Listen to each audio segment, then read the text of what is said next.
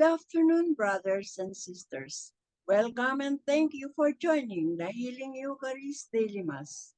Today is Saturday of the fifth week of Easter. Our Mass celebrant is Reverend Father Glenn Paul Gomez, SPD. We now begin the celebration.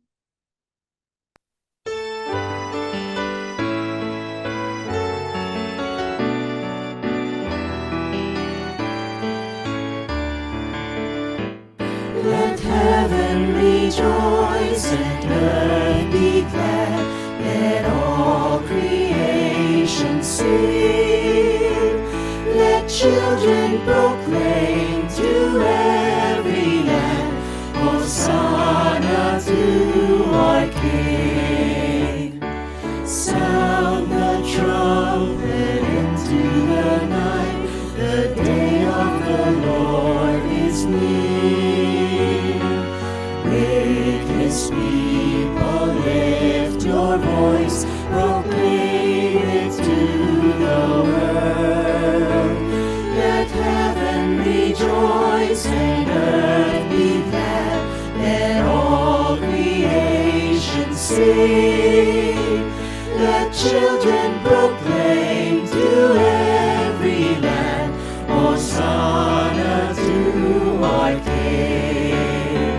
Let children proclaim to every land, Hosanna to our King. So we now consciously connect our own self with our personal God as we say, in the name of the Father, and of the Son, and of the Holy Spirit. Amen. The Lord be with you. And with your spirit. So magandang hapon po sa inyong lahat. Tayo Ang po ay hapon nasa, sa Father. good afternoon, Sister Paz, and Jeff, Marlo, at sa lahat ng kasama po natin dito sa ating daily mass, dito sa Healing Eucharist Official.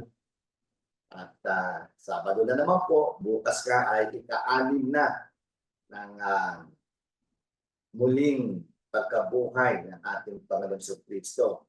At pagkatapos na ika-anim, yun, ascension na ang pag-akyat ni Jesus sa langit. Kaya upang maging karapat-dapat po tayo makilahok sa banal na misa ito, ang pinakamataas sa panalangin, tumahimik po tayo sumandali, piligin natin sa ating muling nabuhay na mananakop ang ating Kristo, linisin ang ating mga puso, tanggalin ang lahat ng mga negatibong emosyon, kagaya ng galit, puot, selos, at pagtat ito ng pagpapatawad at ng pag-uunawa at pag-ibig. At ganun din, isilarawan natin na bumababa ang banal na Espiritu Santo, hinihipo ang ating isipan, tinatanggal ang kadiliman at napapalitan ng kaliwanagan. At isalarawan natin ang ating Diyos Amang nasa langit, hinihipo tayo mula ulo hanggang talampakan. Tinatanggal ang lahat ng uri ng sakit sa katawan at higit sa lahat, tinatanggal ang mga kasalanan na sa kaibuturan ng ating pagkatao. Tayo'y manalig, ang ating Diyos ay tunay na mapagmahal at mapagpatawad na Diyos. You were sent to heal the contrite of heart. Lord, have mercy. Lord, have mercy. You came to all sinners. Christ, have mercy. Christ, have mercy. You are seated at the right of the Father to intercede for us. Lord, have mercy. Lord, have mercy. May Almighty God have mercy on us, forgive us our sins, and bring us to life which is everlasting. Amen. Let us pray, Almighty and eternal God, who through the regenerating power of baptism have been pleased to confer on us heavenly life. Grant, we pray, that these you render capable of immortality by justifying them, may by your guidance attain the fullness of glory. To our Lord Jesus Christ, your Son, who lives and reigns with you in the unity of the Holy Spirit, one God, forever and ever. Amen. A reading from the Acts of the Apostles. Paul reached also Derbe and Lystra, where there was a disciple named Timothy, the son of a Jewish woman who was a believer, but his father was a Greek. The brothers in Lystra and Iconium spoke highly of him, and Paul wanted him to come along with him. On account of the Jews of that region, Paul had him circumcised, for they all knew that his father was a Greek. As they traveled from city to city, they handed on to the people for observance the decisions reached by the apostles and presbyters in Jerusalem. Day after day, the churches grew stronger in faith and increased in number.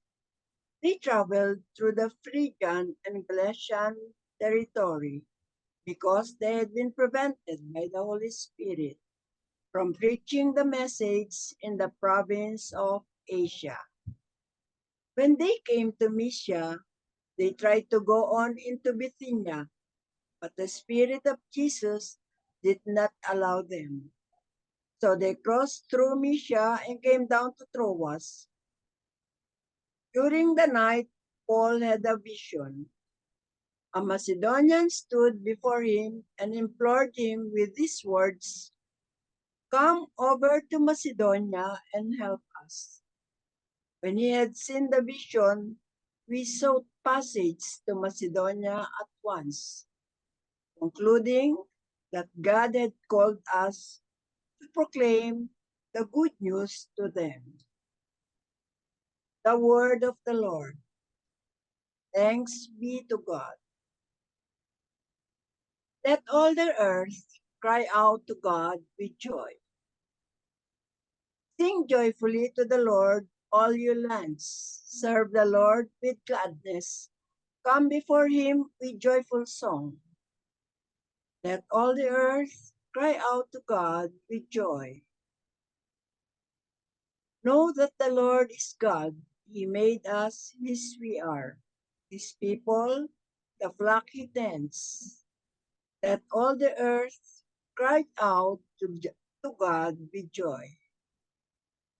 The Lord is good. His kindness endures forever, and his faithfulness to all generations. Let all the earth cry out to God with joy. Alleluia, alleluia. If then you were raised with Christ, seek what is above, where Christ is seated at the right hand of God. Alleluia, alleluia. The Lord be And with with you. your spirit, A reading from the Holy Gospel according to John. glory to you, O Lord.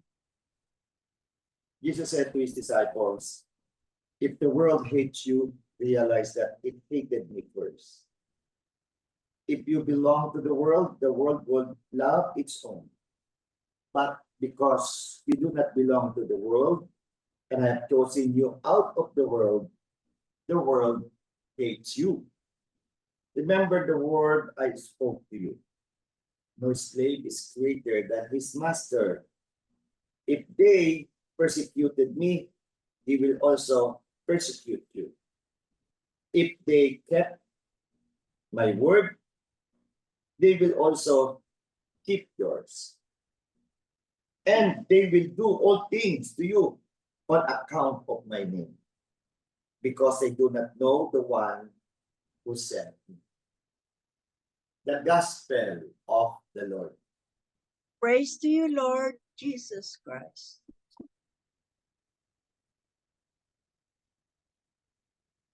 So, muli, magandang hapon po sa inyong lahat.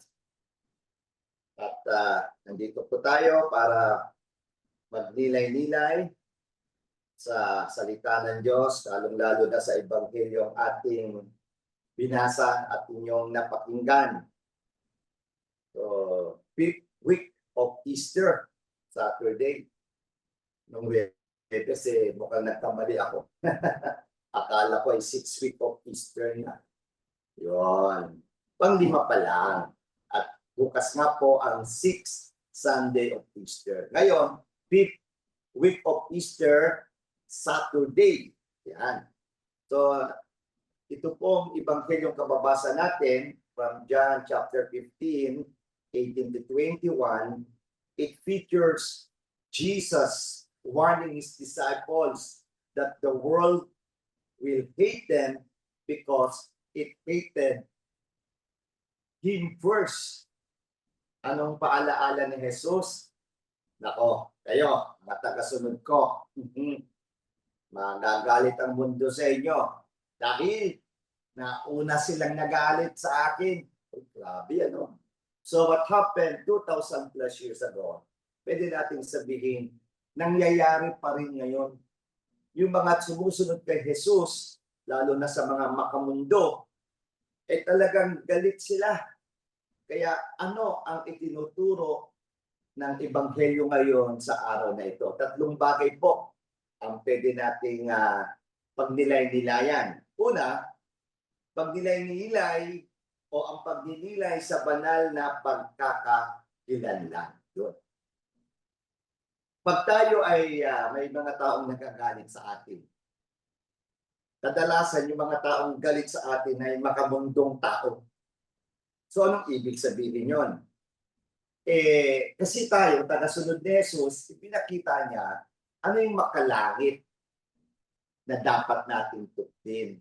So, ang pagsalungat ng mundo ay hindi tanda ng kabiguan, kundi isang kumpirmasyon na ikaw, ako, tayo ay kabilang sa mas dakilang bagay kaysa sa mga pangsamantalang sistema sa lupang ito. Kaya kita-kita naman po natin, hanggang ngayon, ang gera between magkasamang puwersang Israel-US, Iran at ang kanilang mga proxies, mga Hezbollah, yan sa Lebanon, Hamas, yan sa Palestinian territory, at yan naman yung pagsakop ni Putin sa Ukraine, grabe. At sa atin naman, grabe rin. Yung kumakampi sa panig ni isang pinuno at ang isang grupo naman ay pumapanig sa isang pinuno. Kaya kitang-kita natin. Kaya magandang paalaala, hindi tayo kabilang sa mundong ito. Kaya para sa akin, ang mga tagasunod ni Jesus, tutok kay Kristo, tutok sa Diyos, tutok sa banal na Espiritu Santo. Kaya yan ang pagnilay-nilayan natin na tayo ay nagmula at tayo ay kakampi ng Diyos ni Jesus. Kaya kapag nakakaranas ka, ako, tayo, ng pagsubok dahil sa iyong at aking at sa ating mga prinsipyo, nagsisilbi itong paalaala na tinatahanak mo, tinatahawak, tinatahak,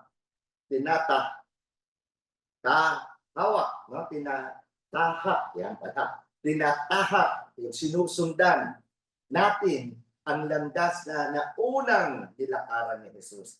So we are here to follow the footsteps of Jesus.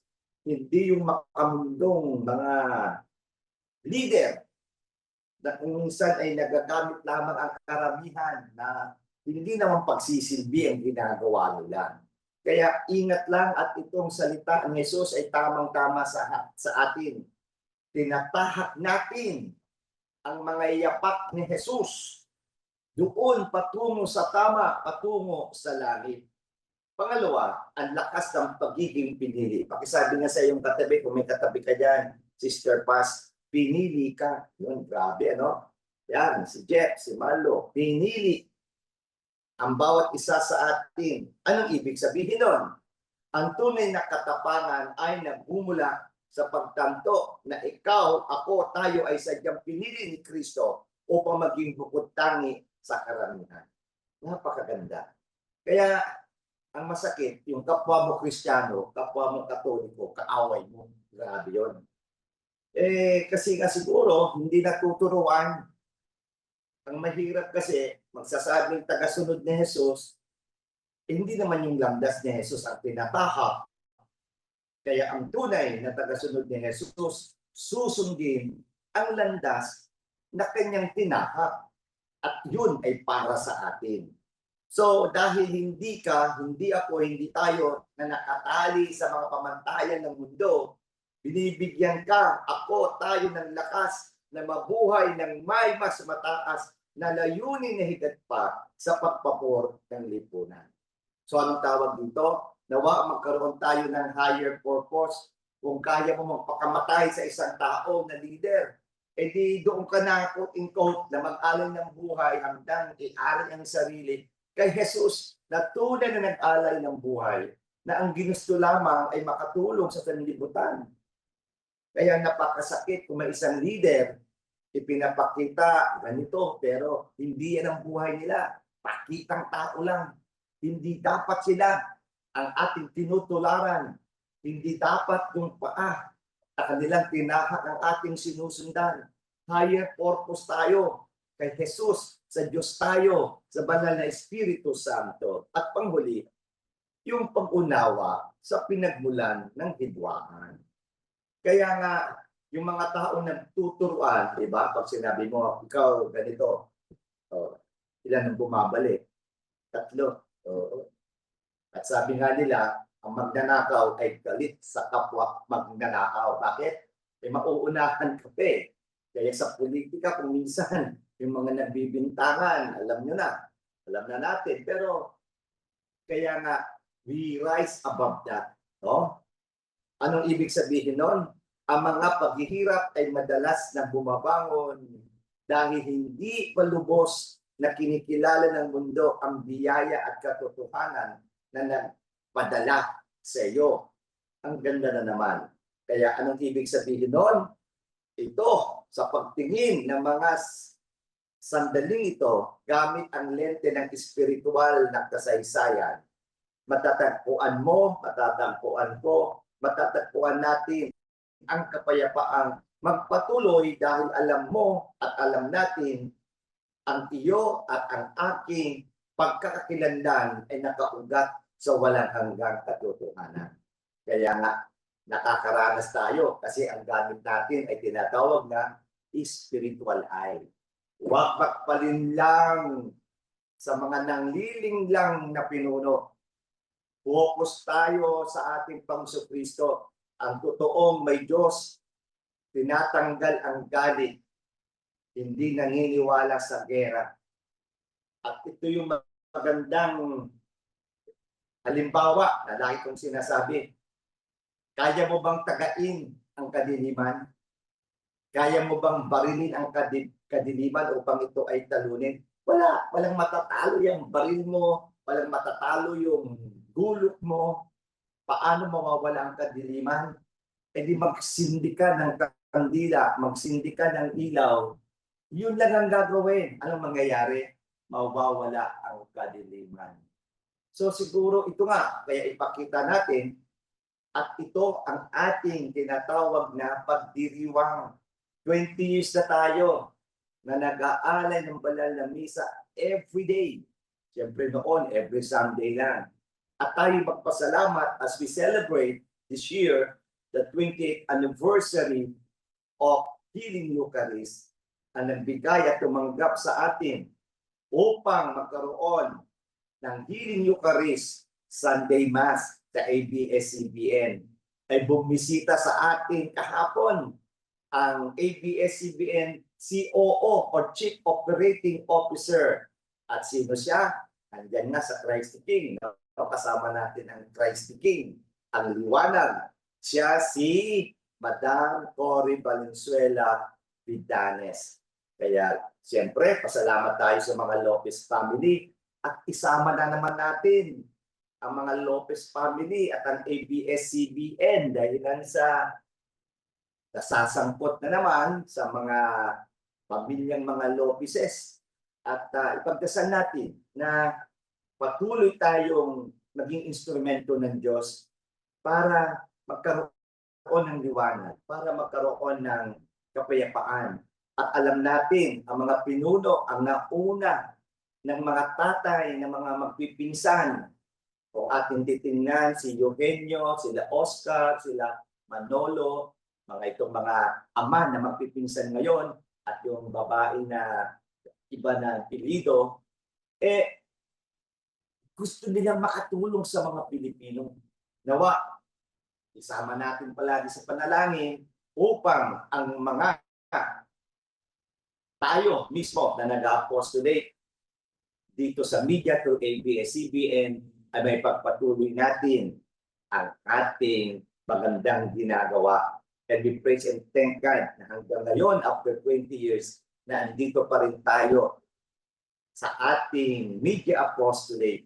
Kaya patuloy nating ihasik ang mabuting balita ni Jesus at tunay na maranasan ng mga Pilipino sa buong mundo at ang ating ginagawa ay makatulong sa ating mga kababayan. Kaya Q&A natin, Sister Paz, feel mo, gets mo, gawin mo.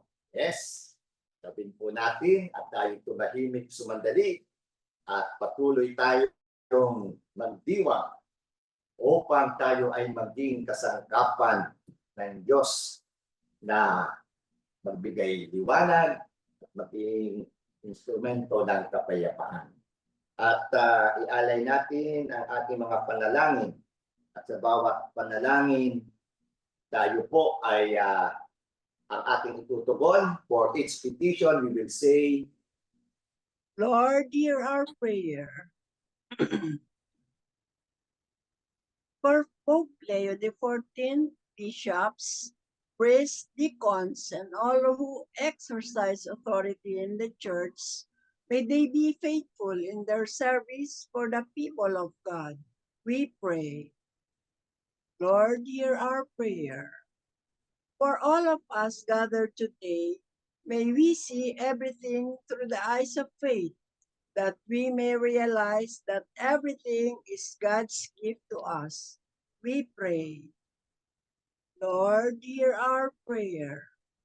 For all missionaries who have left home, country, and family to proclaim the gospel to all nations, may the Lord protect them from all dangers, strengthen them in their loneliness, give joy to their communities, and fulfillment in their apostolate.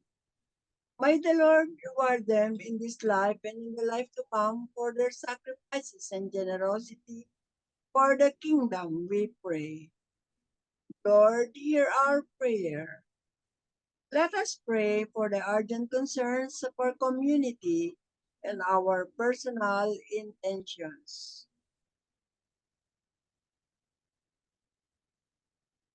Lord, hear our prayer.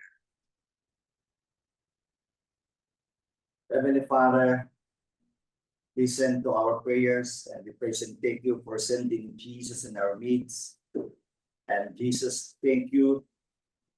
Continually guide us and give us the strength so that we could continue serving you, especially to our media apostolate here in our daily celebration of the Eucharist through social media and every Sunday through ABS-CBN to all platforms of ABS-CBN and our other social media outlets. All this we ask through Christ our Lord. Amen. The Liturgy of the Eucharist.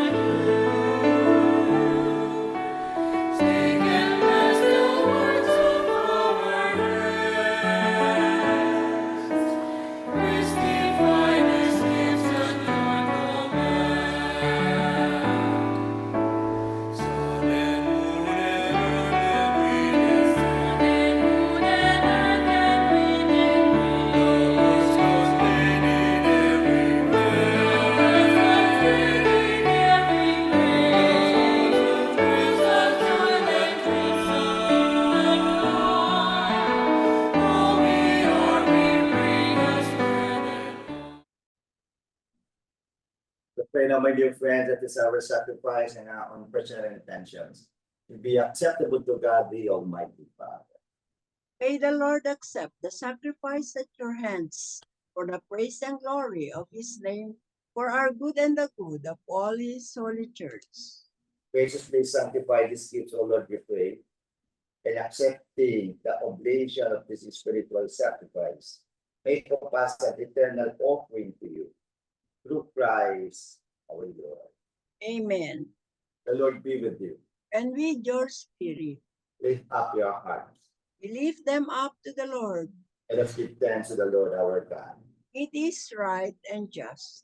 It is truly right and just, our duty and salvation, at all times to acclaim you, O Lord, but in this time above all, to Lord you yet more gloriously, when Christ our Passover has been sacrificed.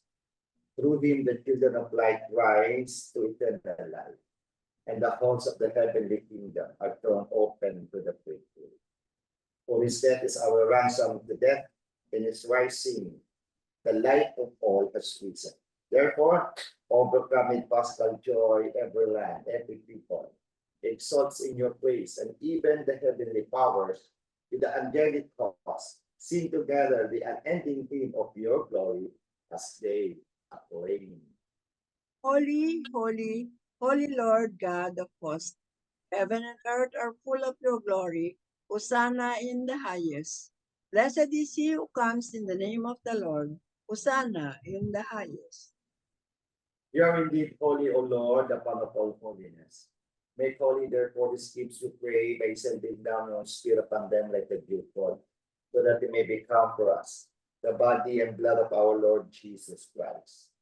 At the time he was betrayed and into his heart.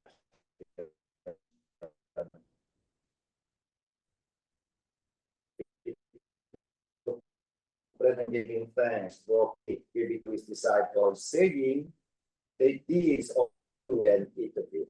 It's not body which will be given up for you.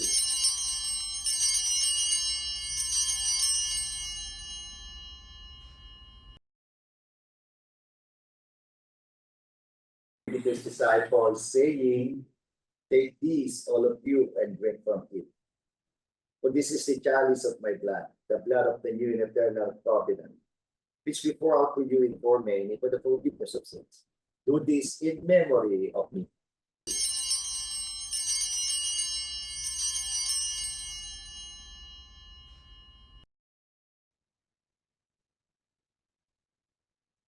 The mystery of faith. When we eat this bread and drink this cup, we proclaim your death, O Lord, until you come again. Therefore, as we celebrate the memorial of his death and resurrection, we offer you, Lord, the bread of life in the chalice of salvation, giving thanks that you have held us worthy to be in your presence and minister to you. Humbly we pray that partaking of the body and blood of Christ will be gathered into one by the Holy Spirit. Remember, Lord, your church spread throughout the world and bring her to the fullness of charity. Together with Leo, our Pope, Elias, our Bishop, and all the clergy, the religious and entire people. Remember also our sisters and brothers of holiness sleep in the hope of the resurrection, in all who have died in your mercy. Welcome them into the light of your face. That person as O Lord, we pray, that with the Blessed Virgin Mary, Mother of God, with Blessed Joseph, her spouse, with the blessed apostles and all the saints and honored Jansen and Joseph Reynabinets, Blessed Josefa, Blessed Helena, the SPD martyrs, in all your sins who have issued throughout the ages, you may merit to be co-heirs to eternal life, in the present glorify you to your Son, Jesus Christ. Through him and with him, in him, O God, Almighty Father, in the unity of the Holy Spirit, all glory and honor is yours forever and ever. Amen. Pakita po natin sa ating Ama sa langit na tayo ay nasa mundo, pero hindi tayo makamundo. Tunay na ang puso, ang ating isip, ang ating pagkatao ay nakatuon sa langit. Awitin natin ngayon ang dasal na itinuro sa atin ng ating Panginoong Jesucristo.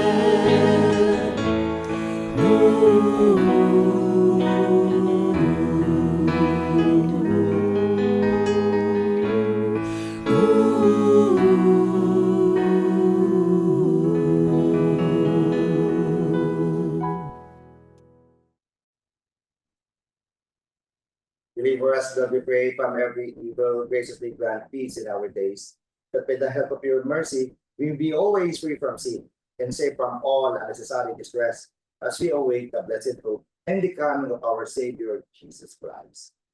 For the kingdom, the power, and the glory are yours now and forever. Lord Jesus Christ said to the apostles, peace I give you, my peace I give you. Lord, look not on our sins, but look from the faith of your church, and graciously grant her peace and unity in accordance with your will, who live and reign forever and ever. Amen.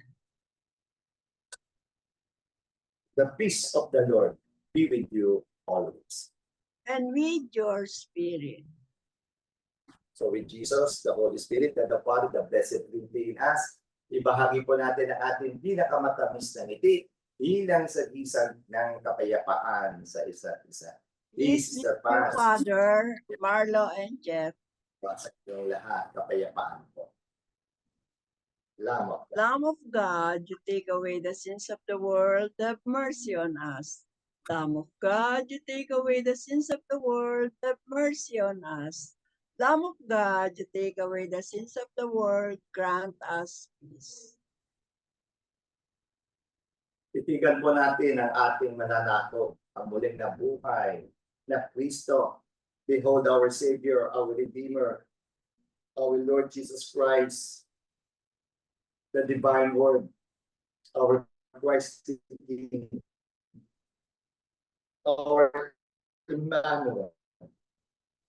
Lord, I am not God worthy. is with us. Enter under The Lamb my of God who takes away the sins of the world, happy are those who are called to be saved. Lord, I am not worthy. Enter under Only my say the word and we shall. but With only the say body the blood of word, and Christ, my in us. soul shall be healed.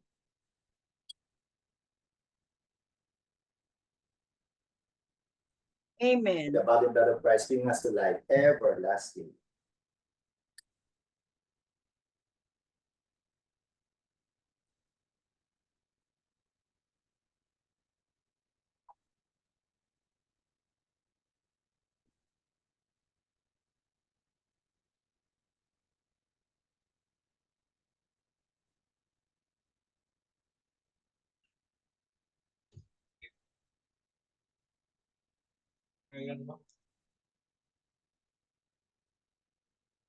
An act of spiritual communion. My Jesus, I believe that you are present in the most holy sacrament. I love you above all things, and I desire to receive you into my soul. Since I cannot at this moment receive you sacramentally, come at least spiritually into my heart. I embrace you as if you were already there, and unite myself wholly to you. Never permit me to be separated from you. Amen.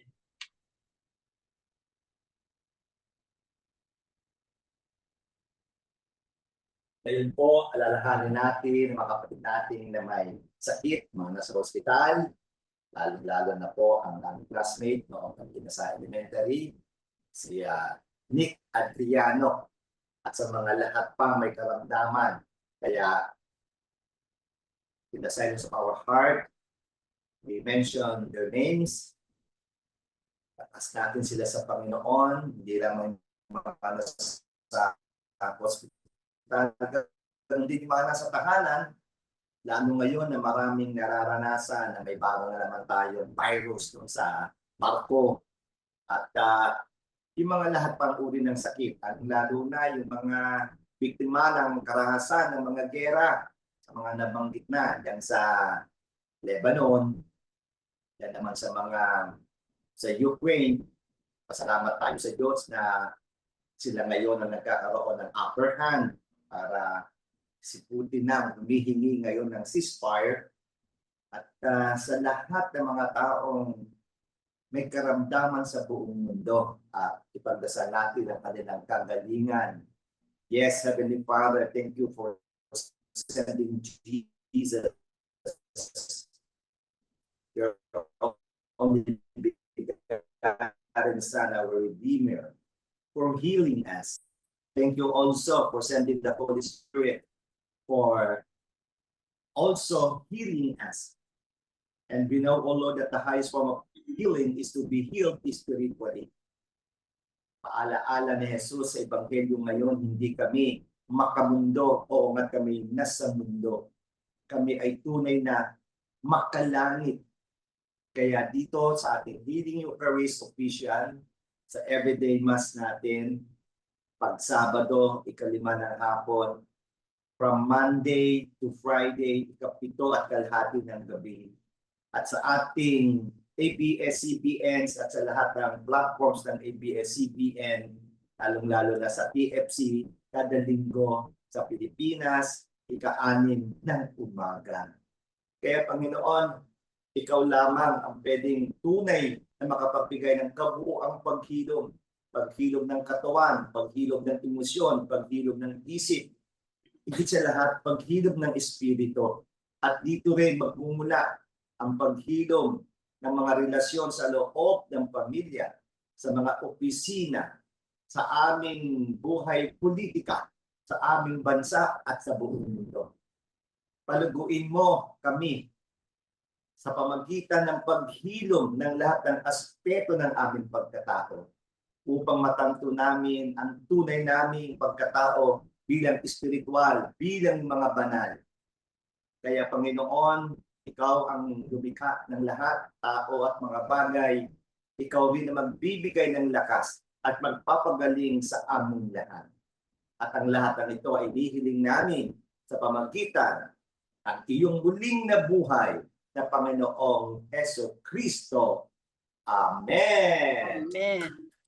At ngayon, Sister Paz, sabihin kung saan tayo pwedeng samahan. Linggo na naman, 6 na linggo ng Easter o Pasko ng muling pagkabuhay ni Kristo. Yes, Father. The Healing Eucharist Sunday Mass is inviting everyone tomorrow at 6:00 a.m. to join the Holy Eucharist of the 6th week of Easter. Our Mass celebrant is Reverend Father Glenn Paul Gomez, SVD. You can watch and follow us at All TV Channel 2 and Kapamilya Channel from 6 to 7 a.m. Replays at Jeepney TV 7 to 8 a.m. Sky Cable Channel 955 at 10:15 to 11:15 a.m. 5 to 6 p.m. Also in TFC, Asia, and Guam. We have Manila Earrings in North and Latin America every 6 to 7 a.m. In Saudi and London, you can watch in I1 TV, TFC, FB page, Twitter, Periscope.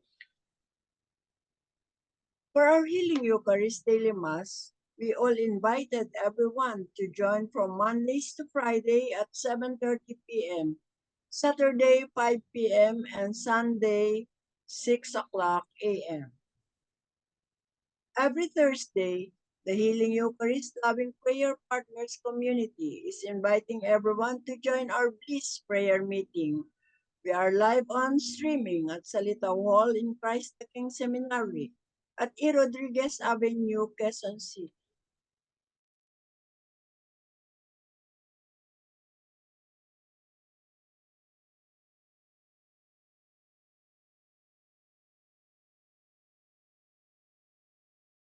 Join together to our celebration.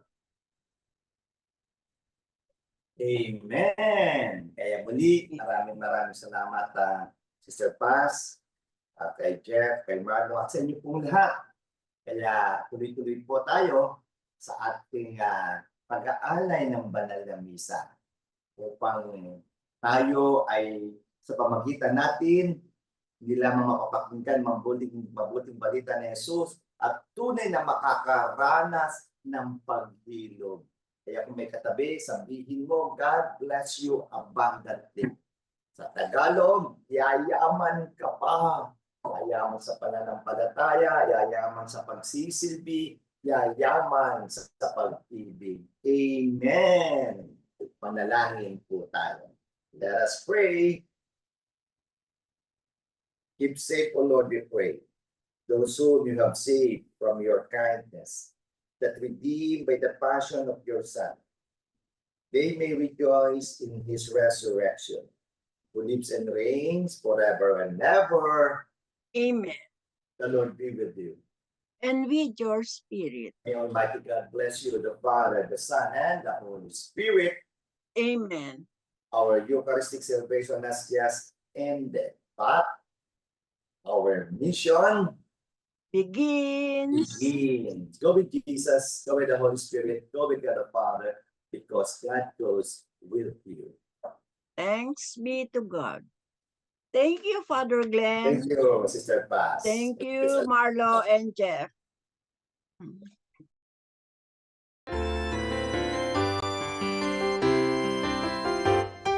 Sing to the mountains, sing to the seas. Raise your voices, lift your hearts.